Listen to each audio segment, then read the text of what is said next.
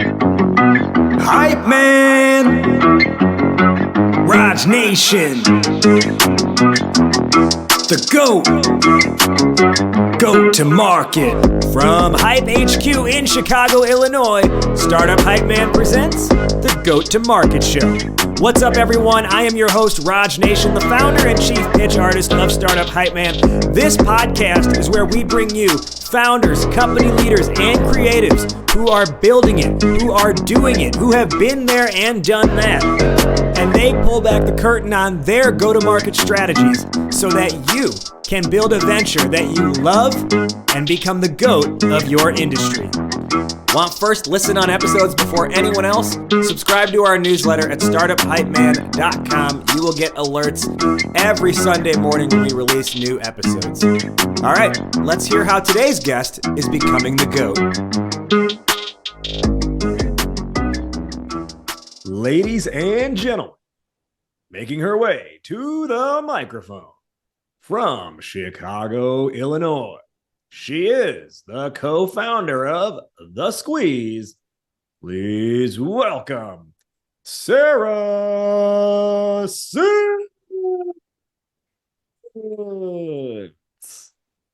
Hi, you're really good at that. Training in radio. Well, as many listeners of this show know, I do professional ring announcing on the side. So that's where that talent comes from. How many side hustles does he have? Human/Mark, baby. Human /Mark. All right. Like I mentioned, she is Sarah Sitz, co-founder at The Squeeze. The Squeeze is a marketing, a creative, a branding agency developing tailored brand marketing and retail strategies to help brands scale.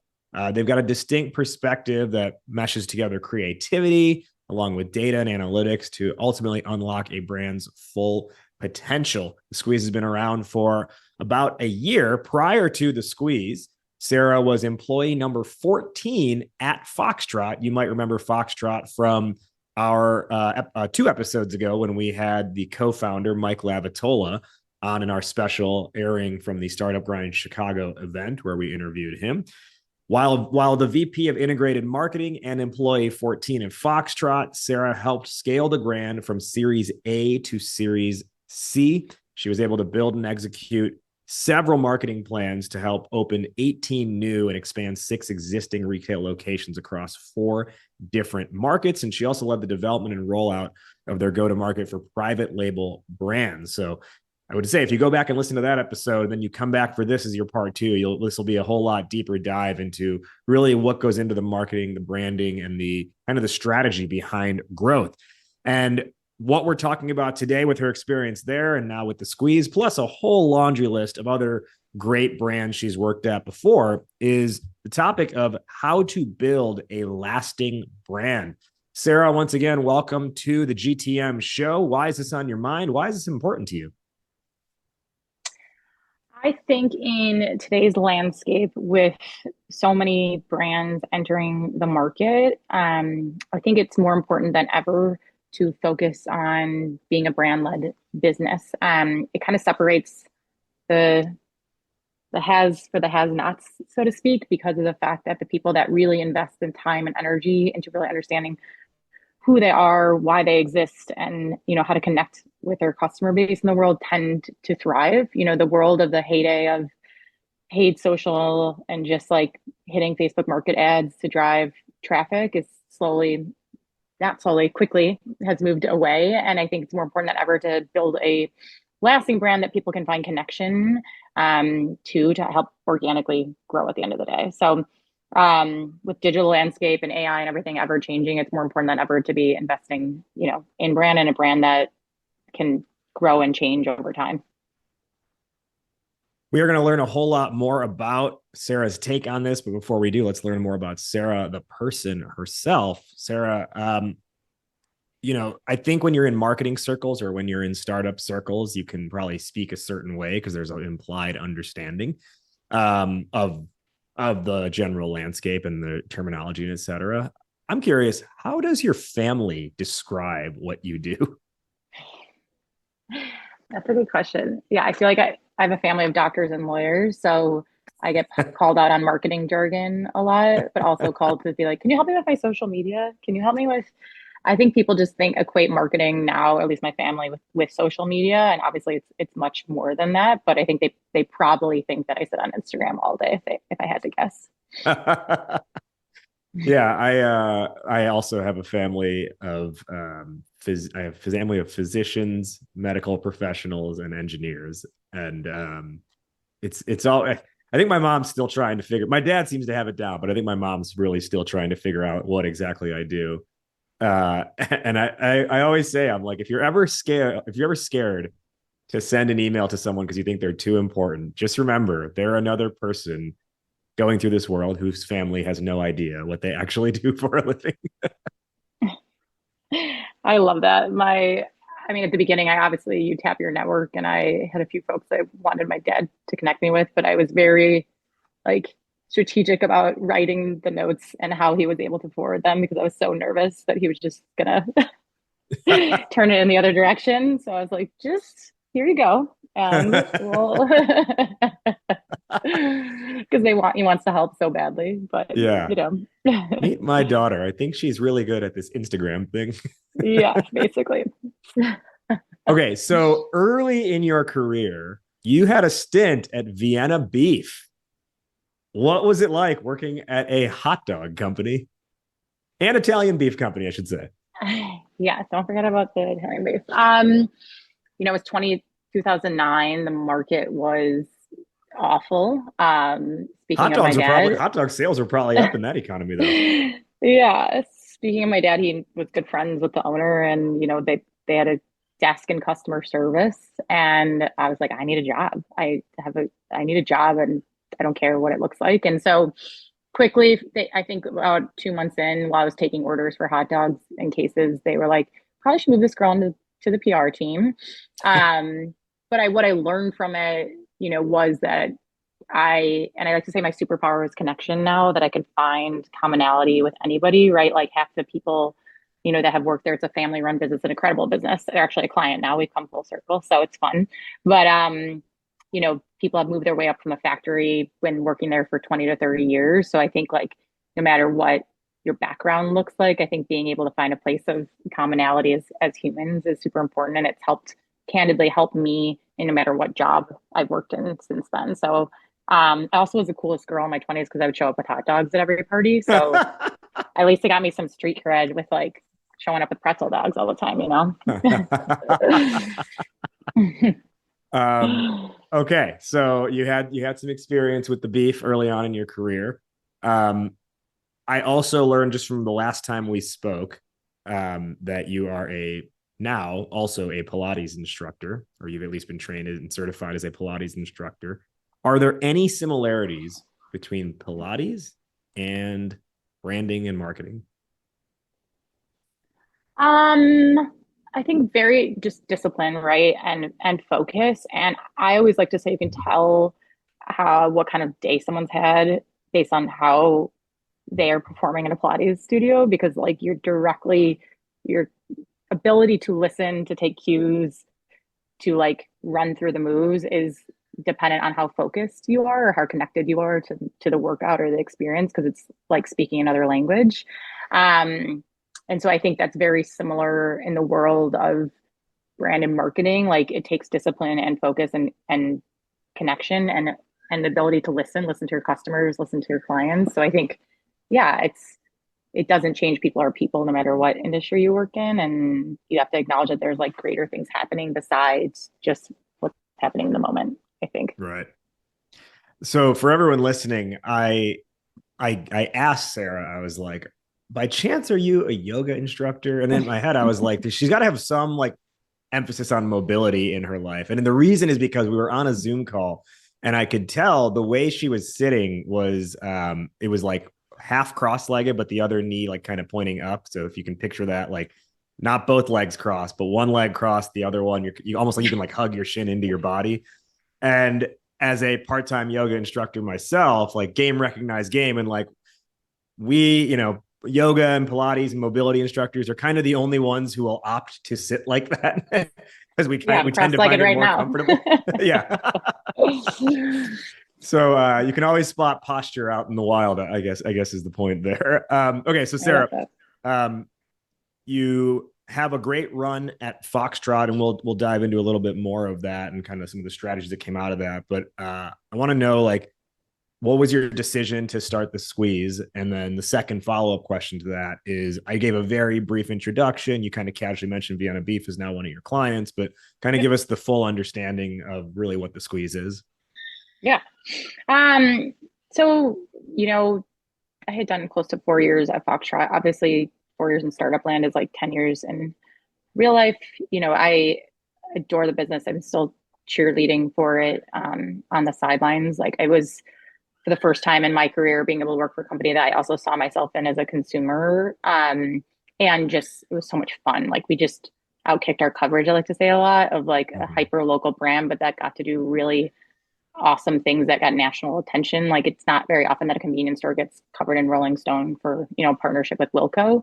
So, like the ride was really fun. And when I was about to have my second baby, you start to take a look at where, you know, what you start to weigh as far as importance factors. And I'd always wanted to kind of do my own thing, but never really had the motivation to take the leap. And as the company started to change and move towards growth, it was just the right time to kind of part ways. And so I dipped my toes into consulting. A good friend at Beyond Chicago took a chance on me and was looking for some marketing support. And I was like, I really think I like this whole working for myself thing. But I um, candidly missed, like I'm self and group described as like a cross-functional ninja. So I missed kind of the aspect of having community within like my day-to-day work outside of a client base. So Ashley, who's my co-founder, led merchandising at Foxtrot. She was employee 9 there and was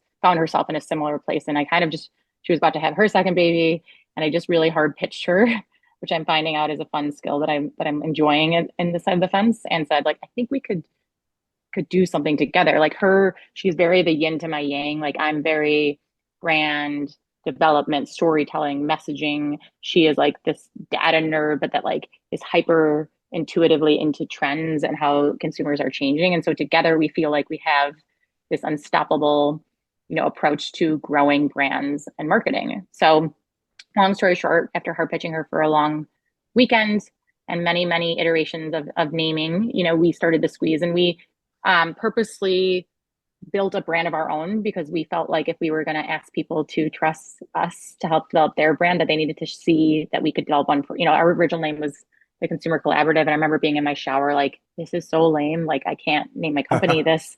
I can't have another just like XX Consulting, And so we like to say the squeeze is where authentic brands find their juice. Like our brand is very like old school meets new. You'll see like fun, playful fonts that are nostalgic but also modern at the same time in our brand. And we really focus on, as you said, what does brand marketing and retail strategy really mean? We like to say we're a cross between a fractional marketing team and a scrappy agency. There's only 2 of us. We do all of the work soup to nuts, whether that's more on an advisory basis with our clients or as a full-time fractional role. No project is really too big or small for us. We just like to say that founders are so close to their business every day, and similar to what I experience, it's super lonely, and sometimes you need a third party to kind of help show you things that are you're too close to see, whether that's from an innovation or growth or brand development perspective, or where you're missing your mark on your messaging or partnership strategy. It can look and feel different based on the client, but really if you have a consumer brand and you're a cool person, we love to work with you no matter what size or shape your business is. I'm finding we're similar in more ways than one, and that is that my first business about a decade ago was called Idea Lemon, Ah, and we oh, had a half lemon, a sliced open lemon as our logo, and the damn, we're thought behind basic. it, yeah, the thought behind it was you can't. I'm trying to remember how we messaged it, but the idea was like you can't. You got to squeeze the juice out of every single lemon to know what's not a Yeah. lemon ultimately. Oh, yes, I Something love to that. that effect. So Yeah. yeah, I think we think a lot in the same, or we think when we think about branding, I think we think very similarly. Um, Here's a random sidebar from what you just said. the phrase soup to nuts, I'm like, there are never nuts in soup. So like, Yeah. where does this phrase come? Or unless it's like SUPE, like you souped something up, but you go down to the nuts and like what? Do you know the origin of this phrase and what it actually like comes from? Let's chat GPT it. Live GPT questioning on the GTM show. I mean, if you can't use your resources in real time. Let's see while it's thinking. We'll have to come back to it. I was like, Apparently it's frozen. I know. I wonder if it's like souped like, up. You know what I mean? Like yeah, a right. Like, car is it is like a souped pimp my up. ride version of like That's what souped? I would think. Yeah, like that's where my head goes at least because like nuts and bolts soup it up. Like that would make So like sense. when you say that phrase, do you in your head how are you spelling it? Are you spelling it SUPE or SOUP? No, I'm spelling it as soup, so I don't know. Oh, it says it originates from the world of dining, particularly in a formal or elaborate meal context. It refers to a full course meal from the beginning, the soup to the end, the nuts. So the meal ends with nuts. So we were both very wrong. Oh, okay. So like dessert was just like premium nuts, I guess. Mm-hmm. Okay. Mm-hmm. Okay, let's talk about meaningful things. We learned You something know, today, though. our topic is how to build a lasting brand. So, what do you feel it means from your perspective? What does it feel to lead with your brand as opposed to, let's say, lead with your product? Well, one of my like old bosses, mentors always used to say, like, your brand is your product and your product is your brand. Like, to me, they're one and the same, right? So, like, if someone comes to touch your product, they're experiencing your brand. So, really, like, one can't exist without the other. I think, like, the distinction for me is more like when people tend to be growth led a lot, they maybe don't think about what it means to have a brand, right? They're like, I just have this service, it's a thing I'm doing. It's pretty hard hitting. I just am focused on conversion over everything versus maybe thinking more first on like how do I drive awareness, like or connection to a brand. So I think when the schools of thinking, I think there's a world where both exist, right? But people that tend or brand led businesses like Foxtrot is a brand led business because it means like from day one, it was like an investment in not just financially, like time, energy, and fit in building something that feels brand defining, that people can see themselves in, that felt human. Versus like I think a lot of people just tend to pile a lot of dollars right into Facebook ads and just be like, how do I get as many humans as possible, you know, to my site as quickly as possible? So for me, it's just more an intentionality around the ecosystem you're building and how it uniquely distinguishes you and and your why at the end of the day. Well, what I find interesting, especially dovetailing off the other episode with Mike, the Foxtrot co-founder, again in that interview, he talks so much about the value of the Foxtrot brand and how it can be kind of Foxtrot can be a delivery store, it can be a coffee shop, it can be a e-commerce company, um, and it can be a few other things along the way as well. It can be a private label, but all of that unites under a single brand, and I think it allows the customer base to kind of move with you when you make a decision to do something different or add on a layer. And I think I almost feel like if you're solely like product focused, then you start to confuse people when you do something a little bit different, when you make a pivot or when Right. you add a layer to the product that's not like obviously the next step, but is kind of like a big step forward. I Um, think that's so true. I mean, it's the idea of building trust and credibility. You know, for us, it was like, I trust that they're going to find the best new and next item, food. Like, I will pay $9 for a soda because, like, they've done the guesswork and they've brought me along on the ride and they haven't steered me wrong. So, if I'm going to introduce we're going to make our own wine brand, they're probably going to make some pretty great wine, like, because I trust their taste and preference, right? There isn't necessarily a world where you should have an attachment to a convenience store, right? And want to wear the merch, but like people want to wear the merch of a brand they feel connected to, right? And rep it on the streets because they feel like it understands them, it gets them. You know, there's plenty of brands like a razor brand, like a poppy, like a soda brand. It doesn't make sense, right? That in theory, that an item that if someone would have a connection to, but someone that's doing it well is going to build that kind of trust, credibility, ability to navigate like new worlds to your point, because like they're along for the ride, like they're in with you. yeah. Yeah, it's feeling, I think that point you mentioned is so important. It's like you trust that they know how to make the right decisions, and they're almost making those decisions on your behalf. They're not eliminating you from the process, but like they're the curator for you.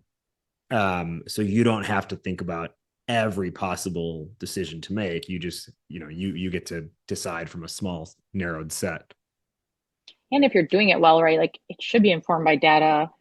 It should be like it should have an analytical approach to it, right? But it doesn't mean they have to see that, right? Like we knew if we brought you in through Mm. wine, like you were a much higher value customer than someone that came in through gifting or bought a chip bag, right? So we're like, we're gonna do everything in our power. Like you have a 5 times spending power if you come in through wine to be like get you in and hook you that way, right? You're just a stickier customer for us. So like our customers don't know that, right? But we can present it in a way like, have you seen this awesome women led wine brand that's like straight from Napa that's first on our shelves, right? Like, let's get you in through that way. So I think it's just being crafty about it too, where it can be very much informed by driving conversion, right? But it's telling it in a story in a way that makes you feel more connected to.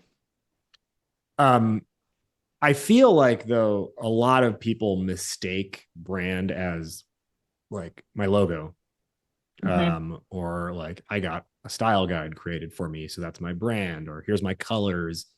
Maybe it's like my mission statement, uh, or my values. Is that the right way to look at it? And if yes, why? And if not, why? I think that's a really great question because a lot of people actually do spend time in what they believe is brand, right? They're going to spend a decent amount of time and energy building amazing brand guidelines, visually appealing. They get their brand book, but then it's like we see a lot in our clients, like the application of that work is not necessarily as intended either, right? Like it's, you can be handed a great brand, but it's like, how does it live in the world is Mm. how it really is. How is it being received? Like, how are you optimizing it, right? Like that could be as much as like what's your belief system and your values? Like we like to say beyond mission, it's like mission, vision, and values, right? And then the values start to translate into what channels are you investing in? What's your content strategy, right? Like what are the pillars that are help guiding the things that you create? Do they ladder back up to your brand orientation and your DNA? Are you talking are you walking the walk in the way that's intended, or have you built one brand, but the way that you're living in the world is very different? And maybe that's not, and if that's the case, is that because of what your customers are telling you, or is it because you're not able to articulate what that brand looks like? So to me, it's like the total ecosystem of every touch point of where you live in the world, where you decide to invest from a channel perspective, what you do on those channels, and then how you start to think about, your community at large. So let's say that's like the blocking and tackling, right? Is the visual side of it, but there's a whole strategy component to it too. Mm-hmm. Um, one of the things that you talked to me about before was this idea of like content verticals. Mm-hmm. What is a content vertical, and how does it fit into the overall brand picture? It's just starting to help organize the way that you talk about yourself in the world, right? Like it's the way that we build them, there's like usually four. Um, a lot of people can actually tend to have the same hero content verticals, whether it's like education, um, sell, like storytell, and then like play or something, right? And then how do you Mm. start to build your brand underneath that umbrella, right? Like the Squeeze as a brand has an education vertical that looks very different than my Japanese sauce client, that, but we still exist to educate in some way. And that mix of how you do a little bit of each and the way that it's received, right? Like not every vertical is going to have your highest level of engagement, right? But they exist in more of an ecosystem to tell your broader story to your customer, right? Like our education content might be the least engaging content we get, but it helps build credibility that we know what we're talking about in brand space, right? But the minute I put up a video of me and my business partner, we see higher engagement, right? Because they want to see more of us. But there's a need for both of that in the world because you get to see us, see what we believe in. We also want to teach you and show that we know what we're talking about. So I think it's just trying to organize around key thematics, right? And then underneath that, a test and learn approach to how you put your own content on the world, right? That could be how you build thought leadership, how you think about a LinkedIn strategy versus Instagram. Like it can be channel agnostic. But I think it's one thing that you should be coming back to on probably a quarterly basis to help organize the things you want to try, see where you're seeing the responses that you want, double down on those things, and then rinse and repeat. But I think it's just having I think a lot of times people don't know where to start, especially when it comes to social or content, and having this place that feels like a strategic lens first, that feels like it overarchingly tells the world what your story looks like to move from. And then you can go down deeper, right? Like a weekly calendar is like going to be beneficial for everybody in the world. But in order to build that calendar, you need to first figure out what the pillars look like or the way that you're presenting yourself to the world. This idea of these verticals, you said like it's like education. So go through it again: education, play, sell, and what was the fourth one? Storytell. And storytell. This actually aligns pretty closely to in the newsletter growth accelerator we're running right now. One of the early lessons that we talked through was like when people seem to be overwhelmed about what they could put into a newsletter, and we broke it down into like, look, there's really three types. You're either going to choose to be a curator, you're going to be a commenter or a commentator rather, or you're going to be a creator. And if based on which vertical you pick or which route you pick in this structure or framework we call the content ladder, which rung you want to step into in that ladder, that's going to make it really easy to dictate what decisions you should be making with the content you're going to send out through your newsletter. And just for everyone listening, we're doing that accelerator. Might run it again, but at least it was for now. The plan is one time, but if it goes well enough, we'll run it again. We're doing that in partnership with Active Campaign. And so not only have we been walking through like the thematic messaging and strategy stuff, but then also the hard like setting up of campaigns and actually launching at the end of the program. And for anyone, even though if you're not in that program, if you do want to check out Active Campaign for yourself, I use it. I love it. And I recommend everyone else use it too.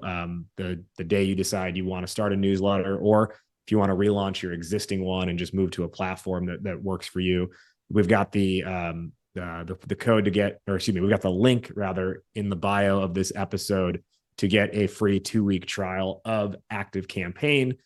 Just head to the episode description. You can check that out there, and then reach out if you're curious about running being in a second cohort. If we run that for the newsletter growth accelerator, the revelations that are coming out of that are just like really positive from everyone who's participating. And so I love to see that. And I'm really excited to see the newsletters they put out. But again, that comes back to like one of our starting points was knowing like what sort of lane you want to travel in and not feeling the pressure to have to be all things at once, at all times, in all places.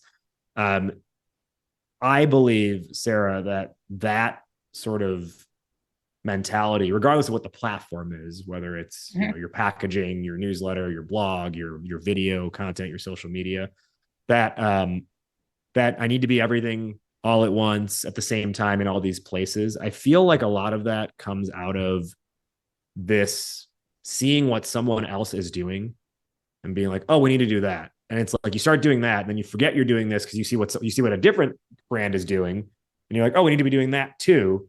And then all of a sudden, it's like 5 different whirlpools are all spinning at once, and you're like drowning in each of them. What's your take on this? Like, kind of copy the competitor? Because I actually feel like to get started, it's not the worst thing to just like copy what's out there and then find your style. Yeah. But you tell me your take. I think there's a time and a place for mood boards, like in early development, right? Like, we talk about market opportunity all the time. Like, I could do a whole podcast to be about understanding your market opportunity. We tend to speak on it a lot. I think it's super valuable, right? Like, understand your competitive landscape, understand what you're drawn to as like a human and as a business owner.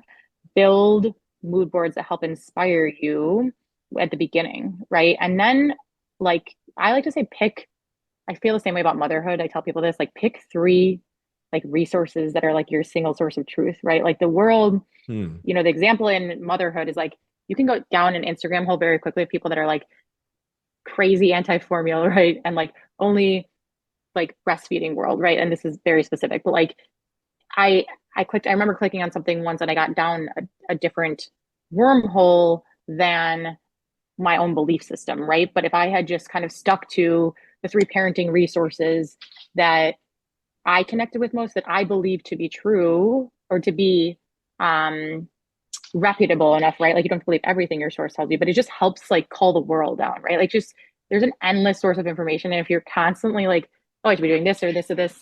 Sorry, my dog wants to come in here. You're gonna get caught up and not even understanding what yourself, and we feel that all the time as even like consultants. We're like, oh, that was a cool series. Like I think you can respect something and be like, that's something I would want to try maybe without being like, I need to be like that completely. Like, because I think you then lose your own voice a bit.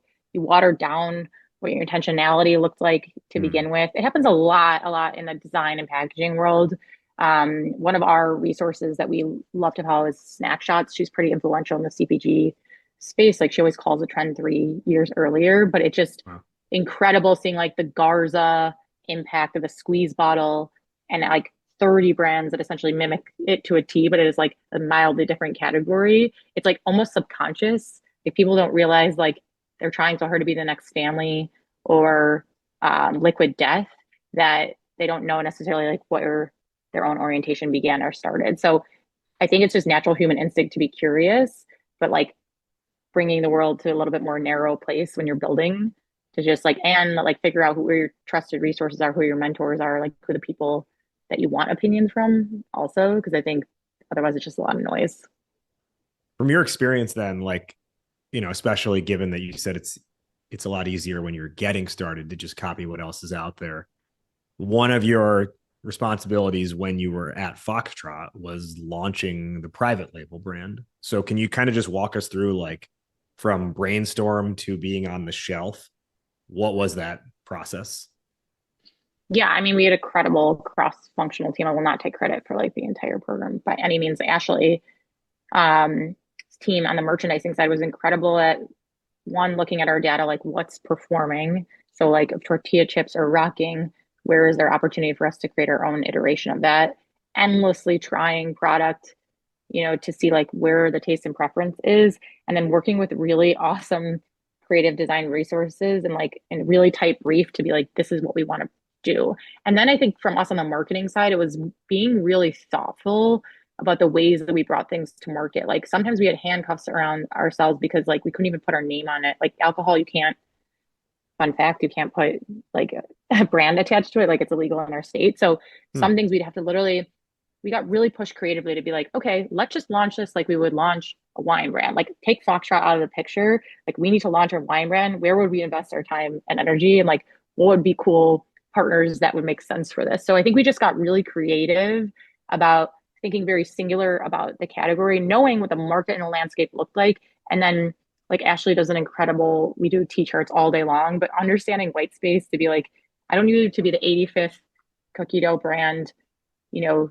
that's shelf stable this week, right? Like, how do you put your own spin on it? And that could be something as small as like price changing, quality, what your ingredient lists look like, at least in the CPG space, right? But it can be that can be utilized. We use that for real estate clients, insurance, financial, you name it. There's always gonna be a sliding scale where people are sitting, and you can start to figure out where you want to play. It feels like the most opportunistic for you. So spending a lot of time in the upfront to just see like where are all the fish, where are you all the fish fishing? What's the statement? Like where all the fish are, and how do you be Yeah. like a little bit more of like a leaper and not being okay to have like a couple flops too. Like it's not always going to be perfect. Not everything we created was our best performing products, but like more often than not, it was top three Mm. seller within the category. And that was because a lot of time and energy on with the research and then also through the go to market.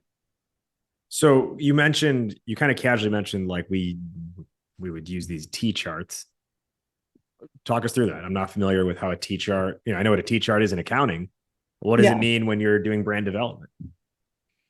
Well, I will give credit to my business partner because she's the t-shirt master, but I have done a couple while she was out on mat leave. It was very humbling. Essentially like things X and Y axis. So a cross section and then finding, a lot of times it's price on the axis. So like value versus premium. And then a lot of Mm. times on the Y axis, it can be like innovation in the category versus like approachability. We do it very different for every single category. It tends to be like, where are the commonalities? where is the customer, and then starting to see where that kind of opportunity takes shape. So you put a big circle on that chart and you're like, here's where I can own. Or if like I could own maybe here and here, but where is more of that connection point to what I want to build also. Because sometimes there's the whole world could be your white space, right? But so in finding that sort of zone that you want to own, is that a intuition exercise, or are you using data to be like, well, no, they do really, like, it's like we think they have this corner, or it's no, they really do have this corner? we like to say, and that's why there's two of us in this business, that there's an art and a science, right? Like some of it is just intuition, deep knowledge, but candidly, like we now like to say like it doesn't matter the category. In like a few weeks we can quickly delve in because it's a combination of like Mintel, Nielsen, reports that are easily downloadable within the category, or like players in the category. New York Times puts out amazing pieces, and then also just personally knowing how to organize information and where you sit and being pressed a little bit. So I think it's both. But I think it's very easy and accessible to get information within no matter what category you're living in.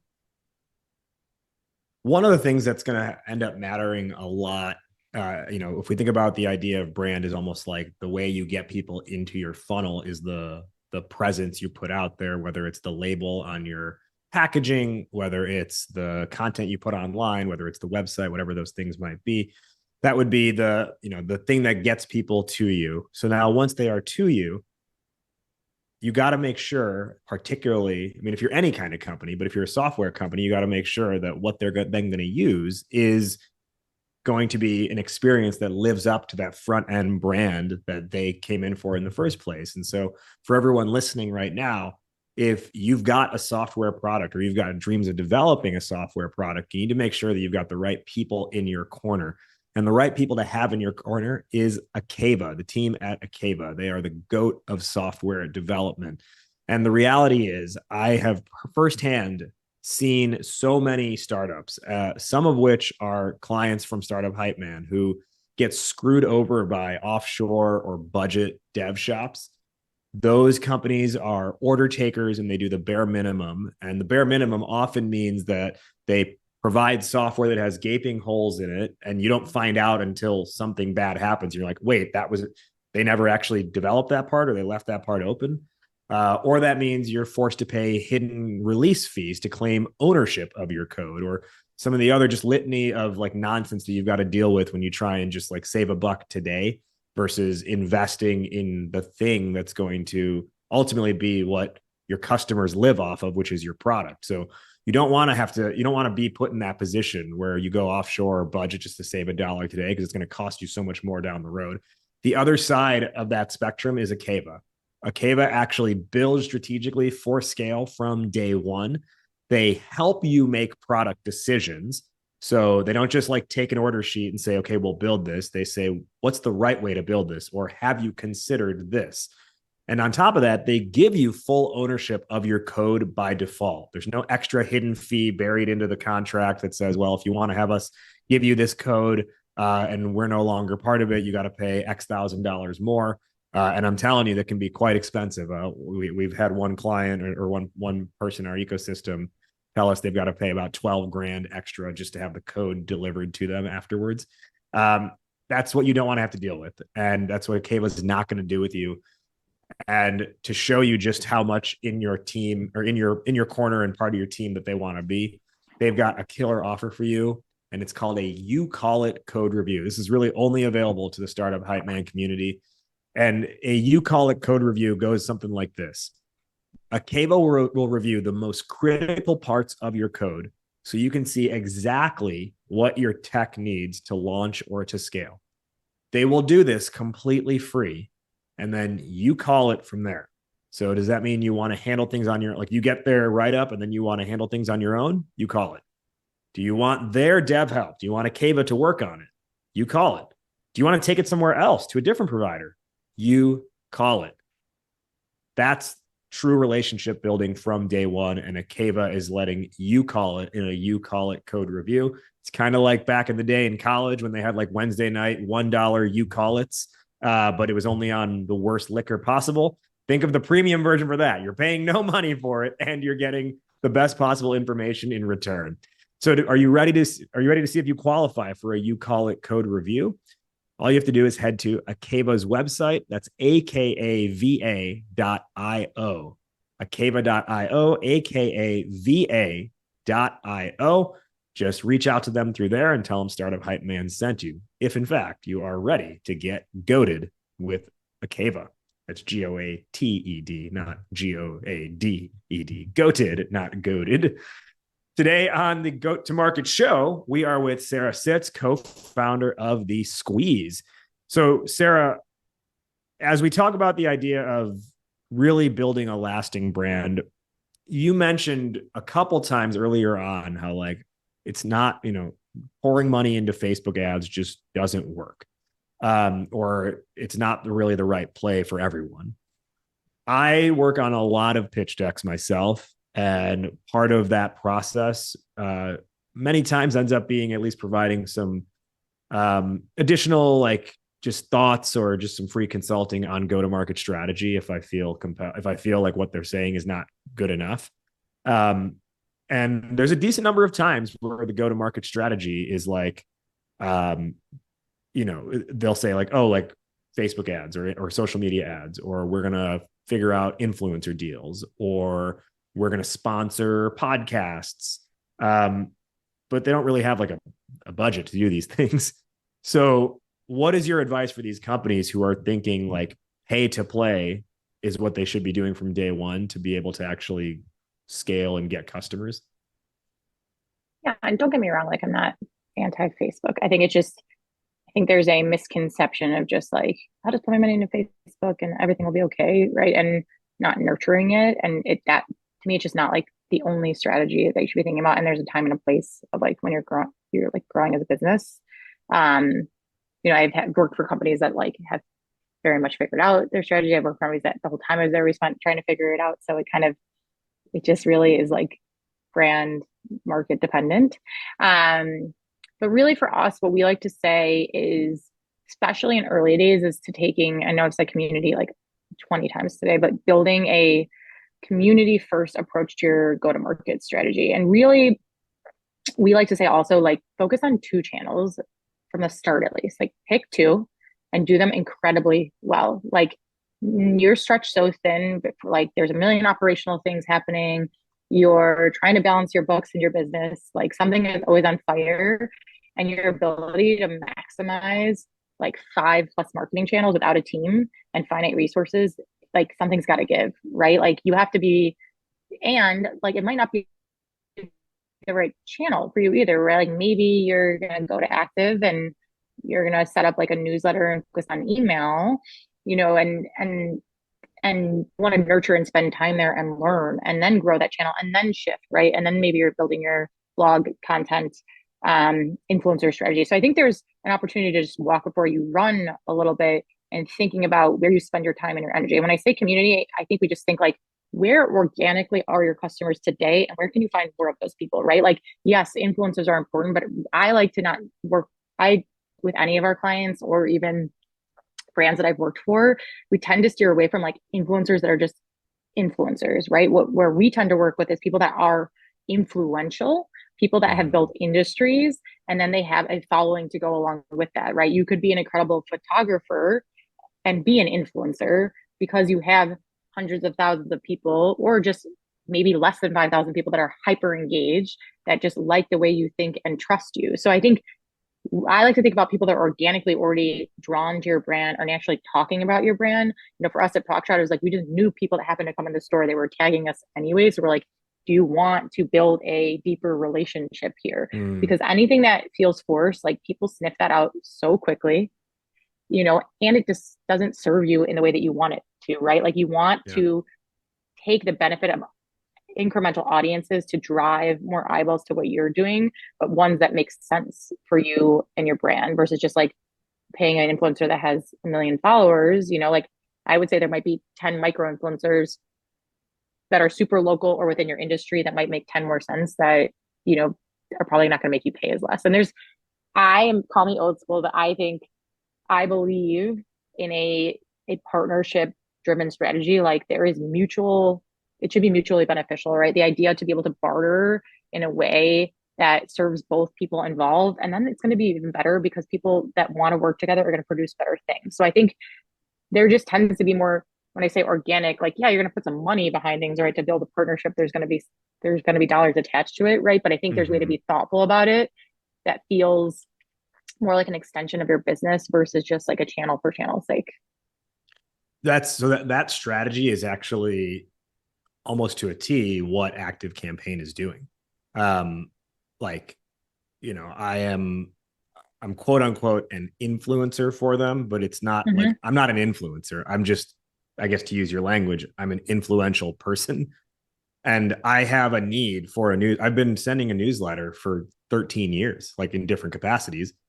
And I had a need for something new. And we arranged an agreement where my job is not necessarily to, like, when you think of influencer, right, you think of like the Instagram personality who just like goes on trips and is like, I'm drinking Saratoga Springs water on this trip.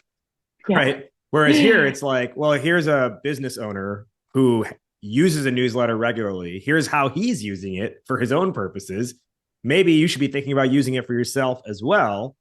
And the things I say carry merit because I've built up an audience over the years and some credibility through doing things that generally help the ecosystem, but not necessarily in a hard influencer way, in the way we tend to think of it. Yeah. And that's what I think is actually probably the future of, at least in B2B. And I would hope to see it more in B2C as well. Yeah. That's what I think is more of the future of influencer, is being a person who is influential versus a quote unquote professional influencer. Completely. And I think I would hope, and I'm not going to speak for you, but that you wouldn't be repping the brand if you didn't believe in it, because you want to keep the trust and credibility with your clientele. So there's this natural, like, I actually believe in this thing. So it's an easier thing for me to promote because like I'm aligned with it, right? And the values and the opportunity. It's not just like another service. So I think it's like what works for you too. Like for us right now, like as consultants, I actually consider like one of our core channels is thought leadership and presentation, because we tend to, when people hear us talk or the way that we think, they're just like, oh, I want to work with those people. I would hope we would come off as intelligent. We have a unique point of view. We have experience. And that is like, I would rather give an hour of my time all day to thought leadership than, spending $2,000 this month, like to boost my Instagram posts. So I think it's just like, yeah, it's going to be different for everybody. I think you start to see where you get the returns from. And then like you double down on those things, right? Like if Instagram right now was my primary client referral source, like I would be doubling down there. I would spend all my energy there. I would be boosting and then figuring out how to turn that boosting strategy into a paid strategy, right? And maybe down the line it will be that. We're just in the early days on that channel, but like you have to spend and give your energy to the places that you're getting back from also. Yeah. Yeah. And to kind of answer your question up front, like, yeah, it's a product I want to use. And part of the arrangement too is I was like, I need to like have my hands on it for a month first before I ever start talking about it to anyone else. So I actually feel good about what I'm saying, and that I know what I say is actually standing on something, not just like hypothesis. And that's kind of, that is my approach going forward too with a lot of these things is, as a additional revenue stream for the company, is to look at what are these influential, again, let's not call them influencer, let's call them influential or influence-based partnerships to establish. Like, I've been a power user of Calendly for 5-6 years now. It's not out of my realm to reach out to them and be like, maybe we should take this relationship to the next level. And even like the idea to do the newsletter growth accelerator with Active Campaign, that was something I came to them with. I was like, hey, rather than just like writing about you guys online, I think a way more effective thing I could do that's really going to help people is actually teach people how to launch or relaunch a newsletter.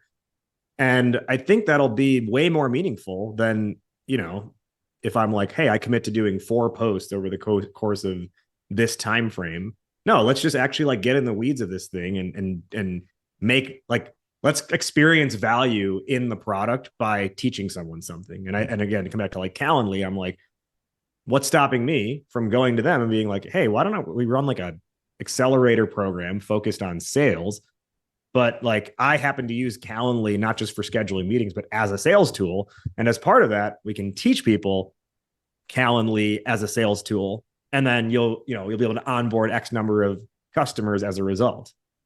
Completely. And to bring this full circle, it's because you know the value of your own brand,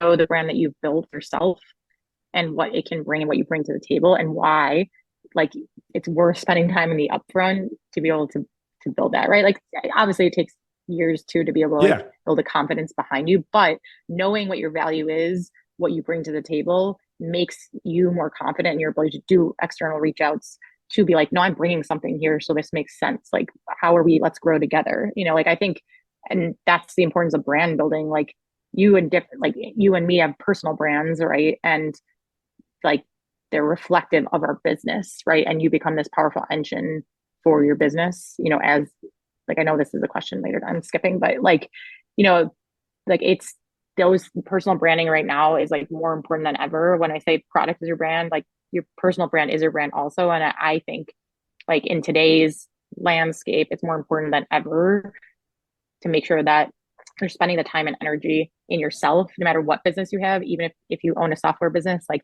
who you are as a part of that business, how you reflect that business, what connections you make on its behalf, how you're presenting yourself to the world, is more important than ever because in today's world, people see you as one and the same. Mm-hmm. Yeah. And I've seen so many good examples of executives at a company who really invest in the content they personally push out and create. Um, and how that reflects back positively on the company because they don't have to talk about what their product does. They can just talk about their expert opinion on something in that industry. And then people are like, well, if that's the kind of person who works there, the product must be really strong if they've hired that kind of person to like lead the company. The other side of it too would be if not just on the customer acquisition side, but on like the recruiting side. You can become the brand that people want to work at because of the personal brands that are putting their name out there who happen to work at the company. And it's like, oh, I've seen that company a lot because, the COO puts a lot of cool content online. That seems like a really cool, that seems like someone I would want to work for. Exactly. The last thing I want to ask you before we head to our wrap up. So, I've got a couple stories of some friends of mine in the industry who have worked at high growth startups from the early days. And then something happens where like they achieve enough growth. And to get to that point, they were punching up, they were taking risks, they were doing edgy things.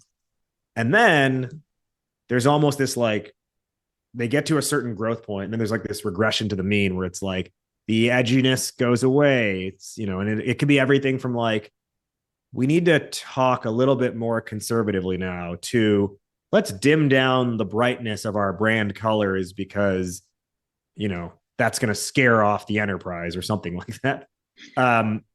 What's your stance? Like, is it okay to lose the edge? Should you keep pushing at that level?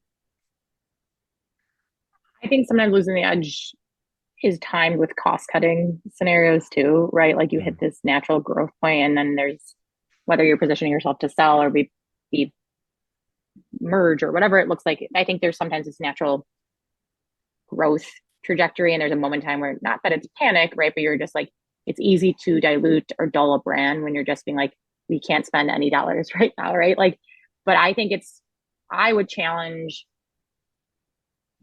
the universe listening right now to, use it as a way to level up against yourself. Like in a good way at Foxtrot, it was like we almost stopped realizing what was good enough because we always were like, we have to do something bigger and better, Mm. right? And so that might be good or bad, right? Because sometimes we're like, is this like this is actually good, but like we're so used to operating at this level that we can't see that, necessarily.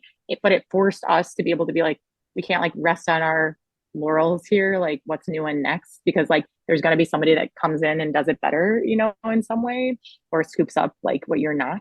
So not out of like fear, but I think like maybe it's like you just hold yourself to like an innovation like threshold, at least, to make sure that it's still prioritized as a part of your business if it's been an important part of your business like from the jump, and like not if it feels like at odds with what you're building.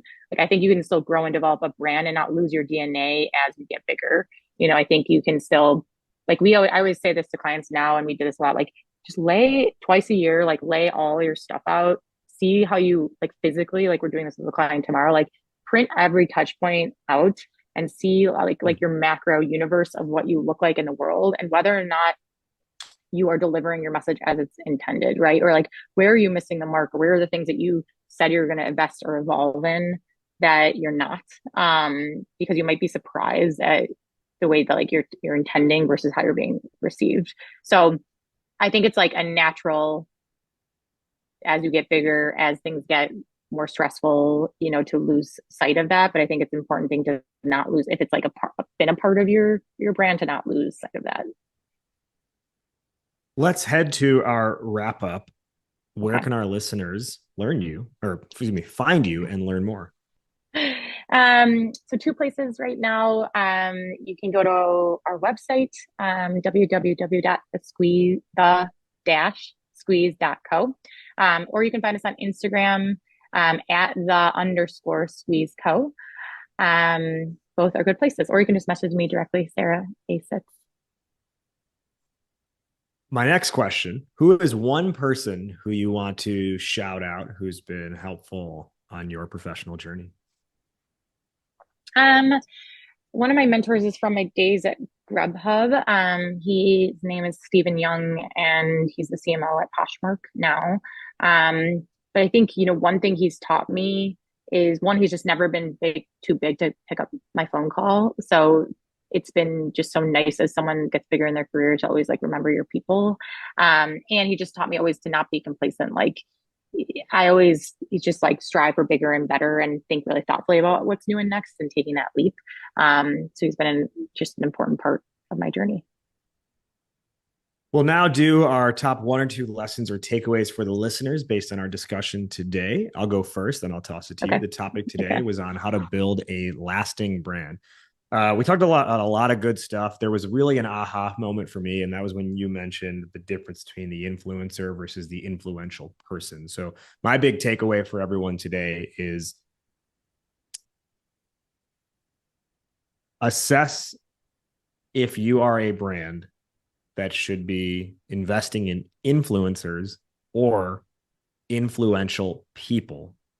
There is a big difference between the two, and perhaps the influential person is more valuable and will create more returns than a straight, quote, influencer. Sarah, top 1 or 2 lessons or takeaways? Don't think about your brand in a silo. Like, I think hopefully people have learned today just like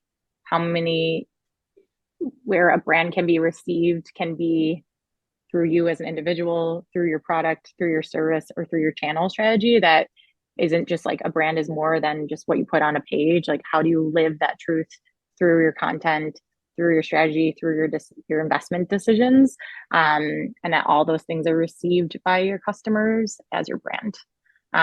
So to just really understand the importance of why investing time, energy, commitment into branding is important.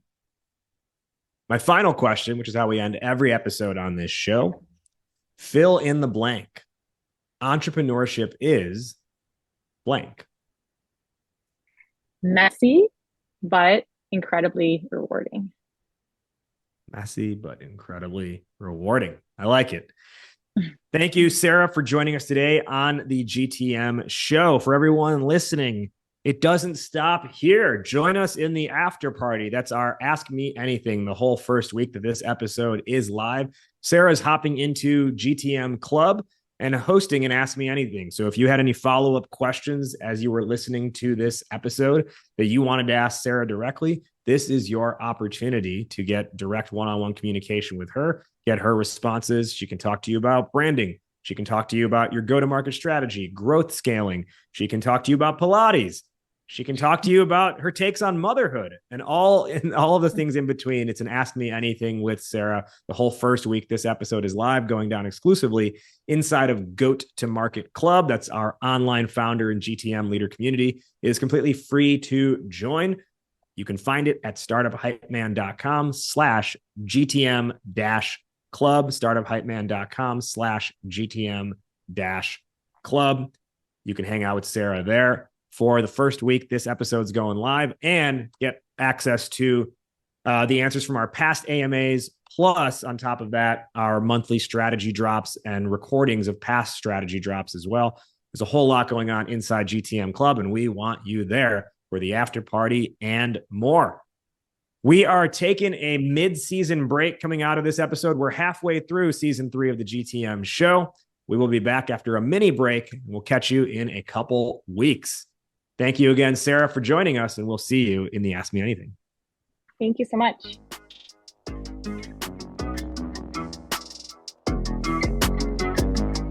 That'll put a bow on this one. Before we head out of here, a couple quick housekeeping items. Number 1, did you like what you heard? Well, give us a subscribe and a follow. Maybe share it with one friend who you think would find this valuable. Number 2, remember that Ask Me Anything I told you about at the end of the episode? That goes down exclusively inside of Goat to Market Club, our online founder and startup community, and you can access it for free. Your membership is 100% free at startuphypeman.com/GTM-club.